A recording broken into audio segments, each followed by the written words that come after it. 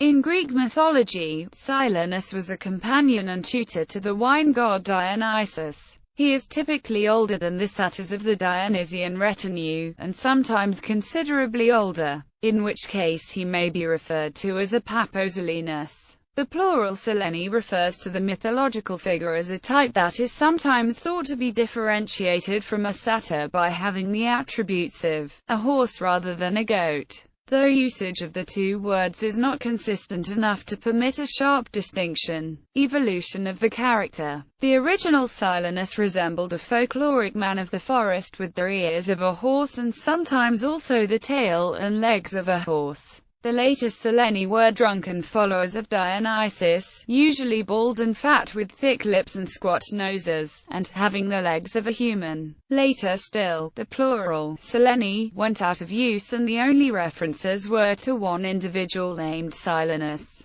the teacher and faithful companion of the wine god Dionysus. A notorious consumer of wine, he was usually drunk and had to be supported by satyrs or carried by a donkey. Silenus was described as the oldest, wisest and most drunken of the followers of Dionysus, and was said in Orphic hymns to be the young god's tutor. This puts him in a company of phallic or half-animal tutors of the gods, a group that includes Priapus, Hermaphroditus, Daedalion and Chiron, but also includes Pallas, the tutor of Athena. When intoxicated, Silenus was said to possess special knowledge and the power of prophecy. The Phrygian king Midas was eager to learn from Silenus and caught the old man by lacing a fountain from which Silenus often drank. As Silenus fell asleep, the king's servants seized and took him to their master. Silenus shared with the king a pessimistic philosophy that the best thing for a man is not to be born, and if already born, to die as soon as possible. An alternative story was that when lost and wandering in Phrygia, Silenus was rescued by peasants and taken to King Midas, who treated him kindly. In return for Midas' hospitality, Silenus told him some tales, and Midas, enchanted by Silenus's fictions, entertained him for 5 days and nights. Dionysus offered Midas a reward for his kindness towards Silenus, and Midas chose the power of turning everything he touched into gold. Another story was that Silenus had been captured by 2 shepherds, and regaled them with wondrous tales.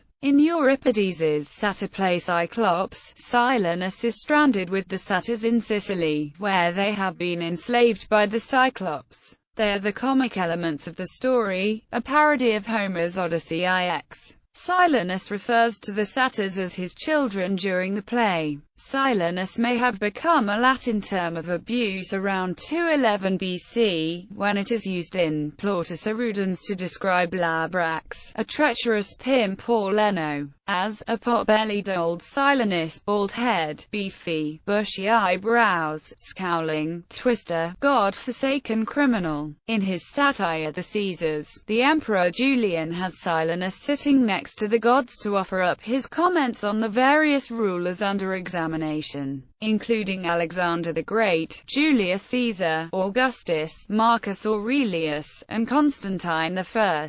Silenus commonly figures in Roman bas-reliefs of the train of Dionysus, a subject for sarcophagi, embodying the transcendent promises of Dionysian cult. Silenus. The Silenus is a representation of Silenus that emphasizes his old age, particularly as a stock character in satyr play or comedy. In vase painting, his hair is often white, and as in statuettes he has a pot belly, flabby breasts and shaggy thighs. In these depictions, it is often clear that the Silenus is an actor playing a part. His costuming includes a body stocking tufted with hair that seems to have come into use in the mid-5th century BC. The wisdom of Silenus. A theme in Greek philosophy and literature is the wisdom of Silenus, which posits an antinatalist philosophy. You, most blessed and happiest among humans, may well consider those blessed and happiest who have departed this life before you.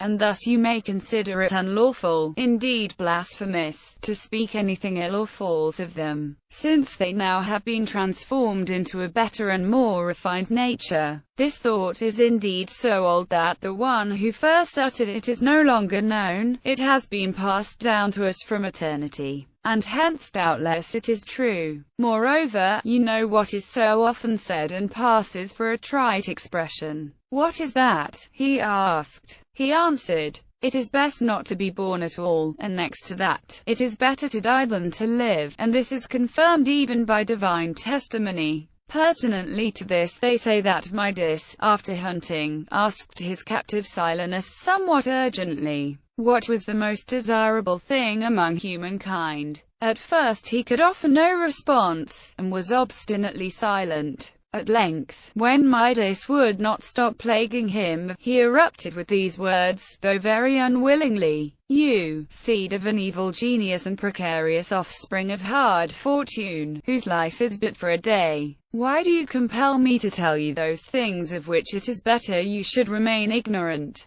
For he lives with the least worry who knows not his misfortune. But for humans, the best for them is not to be born at all, not to partake of nature's excellence, not to be as best for both sexes. This should our choice, if choice we have, and the next to this is, when we are born, to die as soon as we can. It is plain, therefore, that he declared the condition of the dead to be better than that of the living. Aristotle, Eudemus, surviving fragment quoted in Plutarch, Moralia, Consolatio ad Apollonium, Sec. Silenus. A wisdom appears in the writings of Arthur Schopenhauer, who endorsed this famous dictum. Via Schopenhauer, Nietzsche discusses the wisdom of Silenus in The Birth of Tragedy. Classical tradition. In art in the Renaissance, a court dwarf posed for the Silenus-like figure astride a tortoise at the entrance to the Biboli Gardens, Florence. Rubens painted the drunken Silenus, now conserved in the Alta Pinakothek, Munich. The subject was also treated by Van Dyck and Ribera. During late 19th century Germany and Vienna, symbolism from ancient Greece was reinterpreted through a new Freudian prism. Around the same time, Vienna secession artist Gustav Klimt uses the irreverent,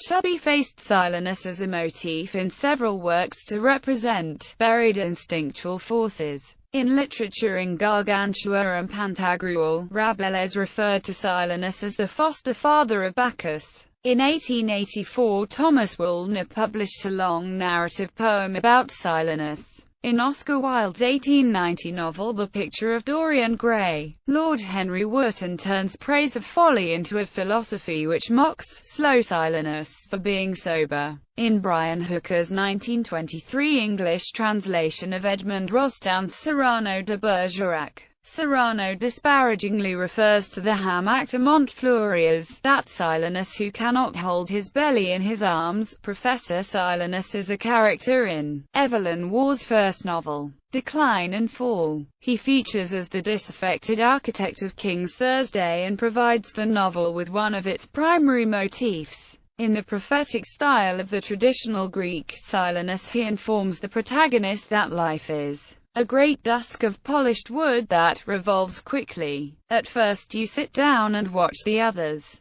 They are all trying to sit in the wheel, and they keep getting flung off, and that makes them laugh, and you laugh too. It's great fun. Of course at the very center there's a point completely at rest, if one could only find it. Lots of people just enjoy scrambling on and being whisked off and scrambling on again. But the whole point about the wheel is that you needn't get on it at all. People get hold of ideas about life, and that makes them think they've got to join in the game, even if they don't enjoy it. It doesn't suit everyone. Literature for children and young adults. Silenus is a character, along with Bacchus, in the C.S. Lewis fantasy novel Prince Caspian, the second book in the Chronicles of Narnia series. In the Percy Jackson series written by Rick Riordan, Silenus is a satyr who serves as a member of the Council of the Cloven Elders. Silenus appears as an amorous satyr in the children's story, Odysseus in the Serpent Maze, by Jane Yolen and Robert J. Harris. contemporary fantasy genres. Martin Silenus is the satyr-like and alcohol-appreciating poet pilgrim in American writer Dan Simmons' Hyperion Cantos. In the Darkness Rising series by Kelly Armstrong, it is believed that Corey Carling is a resurgent member of this supernatural race, as it was expected to be confirmed in the Rising. Modern adaptations. Silenus is one of the two main characters in Tony Harrison's 1990 satyr play The Trackers of Oxyrhynchus, which is an adaptation of Sophocles'